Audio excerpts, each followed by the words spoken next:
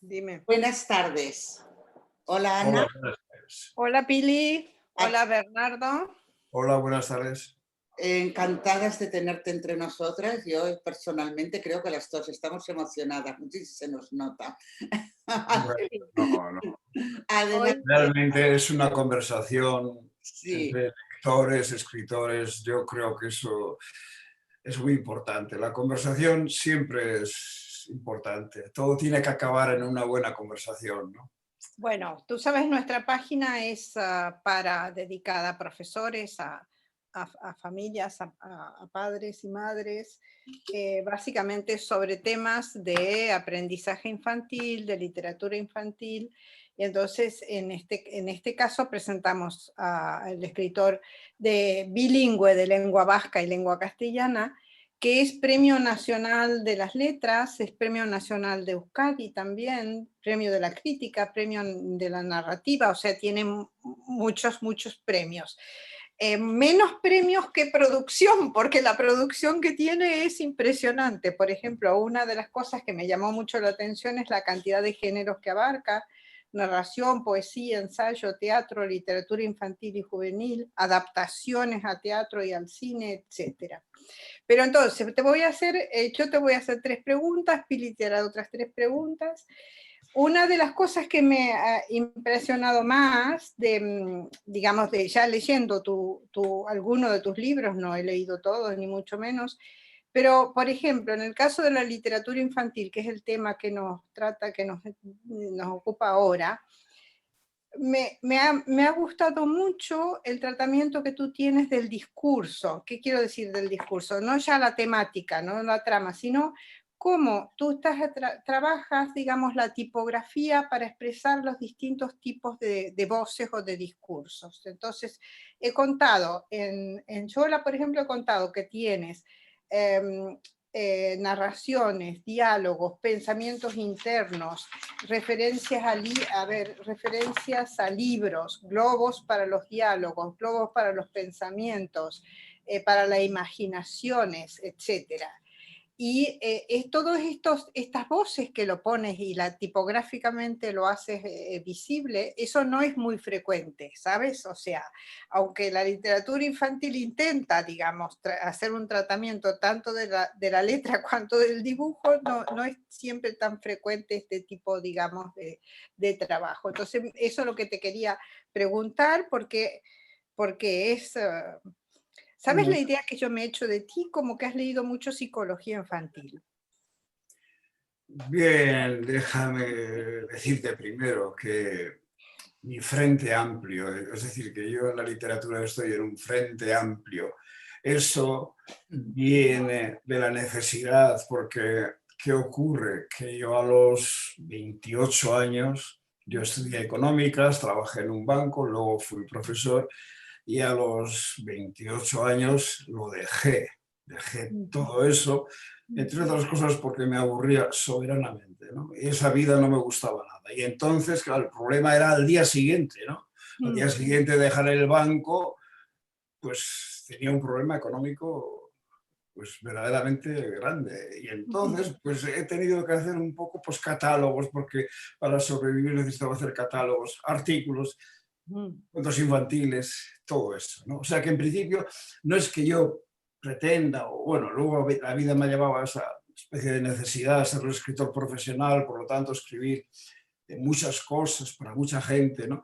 Pero bueno, quizás si hubiese sido un monje y me hubiesen alimentado, pues, no sé, los eclesiásticos, pues a lo mejor solo hubiera ido por un palo. Bueno, eso es como introducción. Bueno, lo que me preguntas sobre mi forma de escribir para niños, yo es que entro o me inserto, me sitúo en una de las, para mí, dos grandes tradiciones que hay en la literatura infantil. Hay una primera, para mí, la más querida, tradición en la literatura infantil que tiene que ver con, por ejemplo, Edward Lear, que escribió los Limericks, que era Sí, dibujante y poeta. sí, sí. Tiene que ver con Lewis Carroll, claro, que era discípulo, bueno, no discípulo, al menos, digamos, se dejó influir por Edward Lear. Bueno, y luego, digamos, todo lo que la vanguardia ha recogido en ese sentido, uniendo muchas veces imagen y texto, bueno, Apollinaire, bueno, incluso en la literatura infantil actual, a mí me gusta mucho, pues, por ejemplo, Silverstein, porque hace los poemas y los, digamos, los configura, ¿no? Y le da una Sí. expresión. La otra tradición, que es un poco la rusoniana, como sabes, ¿no? La tradición un poco que, digamos, que ante todos los libros pone en primer lugar el Robinson Crusoe, libro que yo detesto. Bueno, pues lo pone porque se supone que es un libro que ayuda a los niños en la vida práctica y los ayuda, digamos, a integrarse en la sociedad con milfo, ¿no? Como debe ser. Bueno, al haber entrado en esa primera tradición, y debo decirte además, porque a lo mejor ahora está un poco olvidado, pero aquí en el País Vasco, en Euskadi, ha habido un gran ilustrador que recogía de esa fuente y del pop, que era Juan Carlos Eguillor. Yo me junté con Juan Carlos Eguillor en Bilbao. Bueno, en Bilbao ahora mismo yo creo que va a ser un personaje, pues, no sé, como Carlos Gardel en Buenos Aires, ¿no? Argentina, sí. Bueno, bueno, pues quiero decir que con Juan Carlos Eguillor entré ya en ese mundo con la imagen, con las, no sé, ¿no?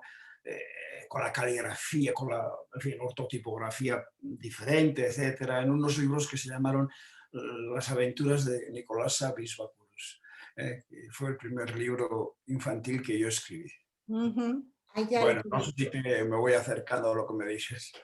Sí, sí, sí, sí. Pero de todas maneras hay otros aspectos que también me hacen pensar de que hay un trabajo sobre la característica infantil. Por ejemplo, el hecho de que haga serie. Tú sabes, los niños son coleccionistas y un libro solo no les significa nada. En cambio, una serie siempre van a Sí. seguirla. Sí, sí, bueno, pero también es experiencia personal, ¿no? Yo de niño era extremadamente aficionado a los tebeos y siempre esperaba la siguiente publicación, ¿no? Yo Claro, creo sí, sí. sinceramente, como veo que dices, como tú sabes muy bien, quizá el coleccionista sea el modelo de vida mejor o el más atractivo, porque el coleccionista al cabo es el que crea un mundo dentro del mundo, ¿no? Es decir, Claro, es el que de repente crea sus propios valores, el que dice, mira, a la gente no le importa nada las conchas que se encuentran en la playa, pero para mí son importantes y con las conchas de las que encuentro en la playa hago mi voy mundo. juntando, sí. Eso es bueno. Quiero decir que sí, en ese sentido, para mí ha sido una experiencia, no me ha costado mucho, o sea, yo he leído libros, psicología, sobre todo en torno a los cuentos de hadas, ¿sabes? Interpretaciones psicoanalíticas a los cuentos de hadas y tal. Pero no me ha costado mucho entrar en ese mundo porque es, como digo, una experiencia personal propia. Yo era quizá el único niño de mi pueblo natal que leía tebeos. Claro, claro. perdonad que os interrumpa, pero es que habéis hablado de las series y tengo aquí Sola y los leones. Sí, Sí, Yo, sí. cuando te introduje en la biblioteca escolar como maestra, a los niños les leí en voz alta la primera página. Un día el señor Grogó recibió la visita de un amigo que había estado viajando por África y tenía muchas ganas de contar todo lo que había visto por allí.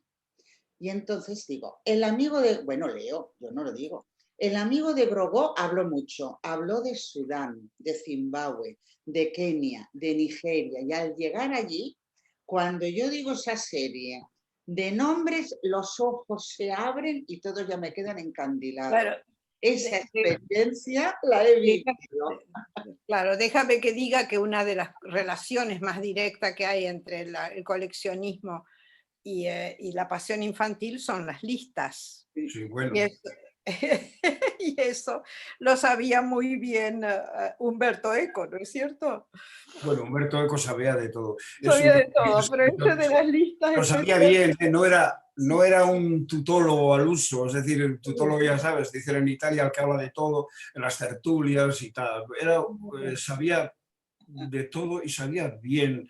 Un hombre extremadamente clarividente. A mí me gusta muchísimo. Coincidí una vez con él. Coincidí una vez con él en una mesa redonda Eso ya. y de mi lectura comentó algo que pensé, solo Humberto Eco podía haberse dado cuenta de Cuéntanos, esta... cuéntanos.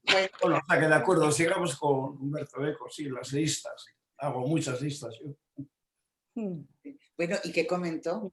¿Qué comentó Humberto Eco? Cuéntanos. Pues lo que pasa es que era una lectura en francés y entonces yo hacía un juego de palabras entre alfabeto, alfabet y alfabelet, que es comadreja. Y entonces, digamos que el alfabeto se movía como una comadreja. Y así como el periodista de France Culture, que era un pedante tontísimo, y lo único que quería era que me callara para que pudiera hablar Humberto Eco. Bueno, pues Humberto Eco, al contrario, vino donde mí y me dijo, oh, como se dice, es un hallazgo, eso de alfabelet y tal, igual lo utilizo. Bueno, me refiero, me hizo un cumplido, ¿no? Pero antes de que me hiciera el cumplido, yo le apreciaba muchísimo porque, bueno, he leído cosas suyas, sobre todo teóricas, que no son fáciles, pero No. bueno, pero son, y lo que él decía de las lenguas, por ejemplo, él no era nada integrista con las lenguas, él respetaba todas las lenguas, le parecía que Europa era un buen lugar en el mundo porque había muchas lenguas, claro, eso a mí como vasco también me resultaba atractivo, ¿no? Bueno, lo que decía la traducción, que decía Humberto Eco, que la lengua de Europa era la traducción. La traducción, eso es correcto. Sí, sí, sí, sí. Bueno, nuestro querido Humberto Eco. Ahora yo te hago mi última pregunta, que es, que también me pareció fantástico, en el personaje de las Memorias de la vaca Mo, tiene un alter ego, un yo dentro, un homúnculo. Eso me pareció genial, porque todos bueno, varios niños, mis hijas las dos tuvieron bueno, ellos eran amigos internos, pero es una manera muy buena de poder hablar, digamos, o poder... Sí, bueno, tienes razón. Claro, llega uno digamos, a ese personaje porque previamente está preocupado con los espacios, ¿no? Y lo explico, y el espacio tiene un problema, y es que no, digamos, está contiguo. Son diferentes espacios, diferentes ciudades, diferentes pueblos. Y entonces yo, al mover, por decirlo así, los personajes en los libros, los espacios me molestaban. Así que un día pensé, pero ¿por qué ando buscando espacios si cuando la mente humana o el interior humano, eso que se llama la conciencia, o eso que los griegos llamaron psique y que lo compararon con el vuelo de una mariposa, ¿sabes? O sea, es decir, que nuestra mente se mueve, pensamos como vuela la mariposa, de esa forma quebradiza, ¿no? Bueno, pues pensé, entonces no tengo por qué establecer espacios, no sé, aquí un aeropuerto, allí un puerto, allí una casa, un cine, no. Me basta con el interior. De modo que mi primer ensayo fue con el Memorias de una vaca, que lo escribí en París, felizmente, con mi mujer, sin hacer nada en especial, más que comer helados de vez en cuando. Y estábamos en casa del que traducía mis libros, André Gabastú, y entonces, en esa situación un poco feliz, pues yo me imaginaba, bueno, estaba toda la ciudad, todo París, lleno de anuncios de la Vacherie.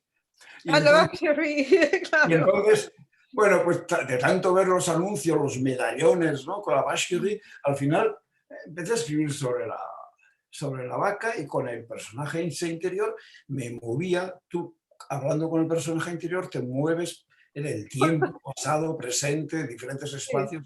De ahí viene, ¿no? Bueno, y una idea que yo he solido tener, que siempre digo que la conciencia no tiene una sola voz, que es como el coro EASO, ¿no? O sea, hay cientos de voces en la conciencia, y bueno, pues una de ellas es la de la vaca, ¿no? Que se va a hacer con mejor película ahora. Ah, está muy bien, está muy bien. No, pero está muy, además con el tema de la memoria, ¿no? Claro, siempre tenemos la voz interior de la memoria, eso seguro. Lo del espacio y el tiempo se mete. Bueno, muchas gracias. Algo que estabais hablando antes de la Vacherie, que yo no lo pronuncio bien, me ha recordado, porque además tú has hablado de esto. O sea, en la literatura infantil hay dos corrientes. Hay la corriente fantástica y la corriente pedagógica, ¿no? Entonces, ¿tú cómo te mueves entre estas dos corrientes o qué uso haces de ellas en tus historias? Porque tú usas mucho la fantasía y hablando... Sí. Estoy de acuerdo, pero fantasía es un término muy amplio. Es terriblemente amplio. Es decir, que aquella persona que, por ejemplo, escribe sobre demonios que vuelan, está, digamos, en el terreno fantástico. Pero también aquel, como Edward Lear, que he citado, que hace poemas absurdos que no tienen sentido, también es fantástico en el sentido que no nombra ninguna realidad. Y bueno, yo he tenido que pensar mucho en la cuestión de la fantasía y primero, era lo que voy a decir, ¿no? Son conclusiones que a lo mejor otros llegaron mucho antes que yo, pero debo decir que esto es, digamos que esto es, como decir, aprendizaje personal, ¿no? Claro, la fantasía, cuando un niño, yo lo tengo en una página de estas, de web, cuando un niño, después de un viaje intercontinental en avión de 7 años, llega y como hizo en su día una de mis hijas, de las que dormía aquí cuando era niña, Elizabeth, cuando llegamos a Estados Unidos, dijo, no los he visto. Y dijimos, ¿a quién te refieres? Y dijo, a los muertos. Dijo, porque claro, siempre he oído que los muertos están en el cielo. Hemos venido por el cielo, ¿no? Y no los he visto. Ese detalle indica al menos una cosa, y es que para la niña de 7 años, lo de que las personas que mueren van al cielo, eso no es en principio un punto de vista fantástico, es realista dentro literal, claro, de su idea. Tanto que para su padre o para su madre, claro, es un asunto fantástico y entonces hay que explicárselo, pero claro, con mucho cuidado porque, claro, toda fantasía arrastra también una emotividad y una, ¿cómo decirlo? No lo dice por casualidad. O sea, esa niña dice eso porque se le acaba de morir un abuelo, etcétera. Entonces, quiero decir que son temas en los que un escritor debe moverse con delicadeza, con mucha delicadeza, con mucha finura. He cogido los hilos, pero en principio estoy de acuerdo. A mí me ha interesado mucho más, en todos los sentidos, la literatura que va por el lenguaje y que va, digamos, en principio sin querer reflejar nada, ¿no? Que la otra que yo llamo sociológica, ¿no? Que puede ser buena, pero la sociología es estos libros infantiles que son para que los niños no pasen miedo cuando van, no sé, por la noche, por la calle. Esa aplicación, eso me parece a mí que no sé exactamente si tiene que ver con lo literario, tiene más que ver igual con, no sé, con lo sociológico. Y a los niños no suelen gustarles, eso te lo digo yo que sé, que no suelen gustarles. Ya, yo hace poco no puedo nombrarlo con todo detalle, ¿no? Pero bueno, un libro infantil que era un poco contra los teléfonos móviles, ¿sabes? Era un cuento que lo que quería transmitir era que, bueno, no os enrolléis tanto con los... Ya, pero eso es un consejo que tú puedes dar en tu casa, puedes en la escuela, efectivamente, decir que no se deben utilizar los en tiempo de clase, etcétera, etcétera. Pero en un libro, la verdad, yo literariamente me parece muy aburrido. Sí, da la impresión como que siempre se le tiene que buscar la utilidad a algo. Y la literatura es por sí misma. Robinson Crusoe, ¿cómo sobrevivir en una isla desierta? Sí. Pues yo no hubiese sobrevivido, eso también es verdad. Pero en principio eso es como un, no sé, un prospecto, ¿no? Un prospecto de cómo hay que tomar esa medicina de la que se llama vida, ¿no? Pero en principio yo a mí lo aplicado es que no me... O sea, no es que no me guste, es que pienso que igual tiene otro lugar. Yo entiendo que, por ejemplo, el profesor o el director de una escuela claro, necesita ser práctico y necesita, digamos, tener en cuenta todo esto, ¿no?, que estamos hablando, ¿no?, los teléfonos móviles y tal. Ahora, el escritor y el lector, que están No. solos los dos, uno con otro, en principio, no tiene por qué tanta aplicación, tanta funcionalidad, ¿no? A mí no me parece, no me gusta. Tú eres, Puedo hacerte, no, David, adelante, Ana. Sí, puedo hacerte dos comparaciones, no sé si es pertinente o no, pero cuando yo leí lo de la memoria de la vaca, me hizo acordar a dos escritores latinoamericanos que seguramente tú debes conocer. Augusto Monterroso, por un lado, ¿lo conoces? Bueno, yo lo conozco personalmente, lo conocí personalmente, tracé con él, le tengo una gran estima personal y literaria. Literario. Las Me fábulas. hizo acordar. Ay, bueno, claro, porque trabajas sobre y además utilizas también los animales. Claro, Y- y perdóname que te interrumpa, pero por ejemplo, Monterroso mm, toma un género completamente desprestigiado, que ya en las escuelas parece como que diera asco, ¿no? Porque nosotros estudiamos con fábulas y ahora parece como que diera, y coge Monterroso las mm, fábulas y hace y lo hace, qué maravilla. esas maravillas. A mí me parece maravilloso las fábulas. es que a ver, las fábulas que las has nombrado y los cuentos de literatura, o sea, lo que nos llaman los cuentos fantásticos en español, lo de narración tradicional, ¿qué papel te han aportado a ti? Porque tú eres un escritor que son tus propias vivencias lo que estás, vamos, lo que estás transmitiendo. Es que Bueno, hay muchísima enseñanza. Bueno, en principio, yo soy hijo de maestra y a lo mejor mira, por ese derrote, pues siempre pienso que todo tiene mucha enseñanza, pero evidentemente los cuentos infantiles. Es que si el escritor o el lector es una especie de clasificador, o sea, es un archivo con Mm, carpetas, mm. realmente no sé cómo llega al placer estético y al crecimiento interior, no lo sé, porque a mí la impresión siempre ha sido que yo aprendo de todo, es decir, todo me sirve, todo me ayuda. Por ejemplo, los cuentos infantiles, qué duda cabe que Qué duda las cabe, claro. fórmulas de entrada, por ejemplo, las Mm, fórmulas de entrada, eso por ejemplo, maravilloso, bueno, Peter Hanke lo utilizó cuando desear, claro. hace mucho tiempo, cuando Claro. desear era todavía útil. Bueno, esa frase, esa línea, es una maravilla, tal Mm, cual, ¿no? mm. Y bueno, en catalán, como eran las rondallas catalanas, También. cuando fan feien, no sé, Manfred, dinero, no me acuerdo cómo era, pero bueno, quiero decir, solamente las fórmulas de entrada de los cuentos infantiles hay muchísima poesía y luego hay muchísimas enseñanzas para un escritor. Bueno, hay que reflexionar también sobre ese esquema narrativo. Bueno, Mm. eh, bueno, y no es casualidad que Cenicienta, eh, Sea tan eterna, claro. bueno, no sé si al final, yo creo que saldrá.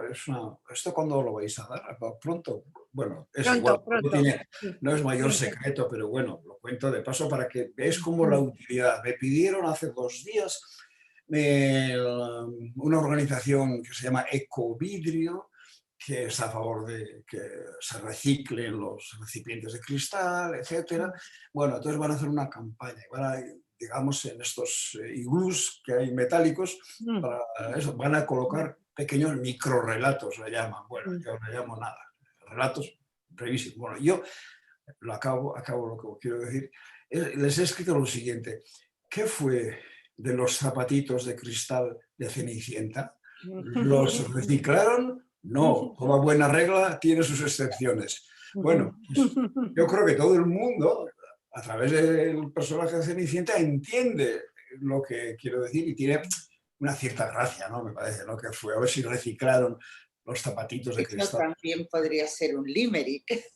Bueno, a mí Ah, me chiflan. Bueno, mira, Sí, sí. Tienes, entonces, tienes Oh, hace, ah, hace muy pocos días di una conferencia, estas son las notas que tengo y tal, y hablaba precisamente de, bueno, era a partir, lo hice con Marta Sanz, era a partir de los personajes del gato, ¿no? y los gatos de Lear. Y, bueno, o sea que es para mí una referencia. Los limerick me encantan. ¿Sabes que a los niños también? Es Que que son capaces de producir. Claro, porque van dentro de los limerick, todo eso va dentro del lenguaje, que es lo más profundo. O sea, es decir, que en principio es como, me parece similar a los niños que juegan con colores, ¿no? O sea, tú no Claro. tienes por qué decirle a un niño, ¿no? Pinta o, no sé, una casa. Bueno, pinta lo que quieras y a lo mejor jugando con los colores, pues se divierten más y salen cosas más bonitas, no lo sé. Quería enseñarte para un limerick de niños. casi, vale, Ana, casi no nos queda tiempo. No, tiempo. Déjame que le mencione otro escritor. Hasta las y cuarto no tengo problema, ¿eh? Bueno, yo había No, pero prometido nosotros tenemos límite. cuánto antes. Otro escritor que también he pensado cuando leí lo tuyo es un brasilero que se llama Moacir Scliar. No lo conozco. No, yo, ¿cómo dices? ¿Se llama? Moacir Scliar. No, de los brasileños, el que ha sido para mí una referencia ha sido Machado de Asís. Oh, Machado de Asís sí ha sido una referencia, sí, pero Machado de Asís, fantástico. no lo recuerdo. Moacir Scliar, si quieres te lo mando. Tiene un libro Sí. que se llama El ejército de un hombre solo. Bien. Sí, me permitís para Bien, pues envíame la referencia. Envío toda la referencia. Hay algunas cosas que están traducidas al castellano de Moacir Scliar. Murió hace tiempo, pero era sí, perdona, fantástico. Nos tenemos que despedir. Bernardo, nuestro programa está dedicado en primer lugar a los profesores y queremos dar valor para que conozcan la literatura infantil, para que la promuevan. Bueno, y hablamos de otras cosas. Está exclusivamente dedicado a la educación y además nos escuchas personas que no son profesores. Como escritor aclamado por la crítica, ¿qué consejo podrías dar a modo de despedida para nuestros profesores con respecto a la literatura, para que la transmitan? Bien, lo primero es que hay que ser radical. Aquí no valen tibiezas. Dante ya lo escribió en la comedia, los tibios van al infierno. O sea, un tibio con la literatura, un tibio con las humanidades. No hay que ser radical, porque hay unas, por decirlo así, monstruos, fuerzas monstruosas que intentan, digamos, ¿cómo es? Marcar al mundo pues un camino que a mí particularmente me parece el de una esclavitud más o menos compartida. Entonces, para ser personas libres, íntimamente libres, que ya en el albor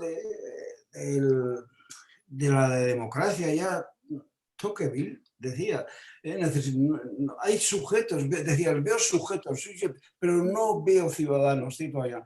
Bueno, yo creo que esa es ¿cómo decir? La batalla. Hay que luchar por todo lo que trae, todo lo que nos enseña, todo lo que nos hace vivir, tanto la pintura, el teatro, la poesía, etc. Yo creo que es muy importante. Y una maldición es que aquel que no crea esto a pies juntillas, o aquel que no acepte, mejor dicho, esto a pies juntillas, ya verá cuando se haga viejo, como yo ahora más o menos, se aburrirá soberanamente. Claro, por supuesto. Se aburrirá soberanamente. Yo no puedo hablar mucho porque a lo mejor me escuchan algunos amigos, pero yo veo amigos míos, economistas como yo en mi día, que siguieron y ahora se aburren soberanamente. No se han preparado, no leen, no escuchan música, no ven pintura. Oh, por favor, qué vida. Bueno, o sea que... los libros te dan una segunda vida. Bueno, a mí me parece que multiplican la vida. Multiplican la vida, muy bien. Es algo... Y además, probablemente es insustituible. Yo antes solía decir que, bueno, ¿qué más da? Si en lugar de leer oía la radio, mis amigos me decían, no, eso es una barbaridad. No. Y efectivamente, tenían razón mis amigos. Yo creo que la lectura tiene una virtud, y se lo puedo decir rápidamente, la lectura siempre es un viaje hacia el exterior, hacia el mundo, la realidad, pero también es al mismo tiempo un viaje hacia el interior, porque tú cuando coges un libro y están las palabras no las has creado tú, estaban ya ahí, cada palabra tiene su historia, cada palabra tiene su resonancia en ti. Cuando yo digo echea, que es en vasco casa, ¿no? Tiene una resonancia cuando dice casa, que dicen en catalán, bueno, es otra resonancia, casa, o sea, es decir, todos los lectores hacen su libro de lo que están leyendo y eso implica, bueno, un infinito. Es decir, que tú haces un viaje tremendo cuando lees un libro, ¿no? Un viaje tremendo a través de las connotaciones de las palabras. O sea que leer, bueno, yo en principio, no sé cómo decirte, el que no quiere leer, pues que no lea. O sea, es decir, ya se aburrirá, o sea, lo maldigo. Ya se aburrirá. Muchas gracias, Bernardo. Ha sido un placer tenerte. Bueno, también es una maravilla que podamos, ¿no?, hablar así. Hablar por este medio, sí. Es una de las pocas ventajas. Sí. Está bien, y además voy a decir una cosa, y es que ahora las conferencias que ya no hay, porque la gente ya no pide conferencias, piden diálogos, parece que estás en un plato de televisión y tal. Sí, Bueno, sí, yo creo que es mejor este sistema. Bueno, en lo otro lo vamos a hacer muy bien, pero bueno, está bien este sistema, a mí me gusta, sinceramente.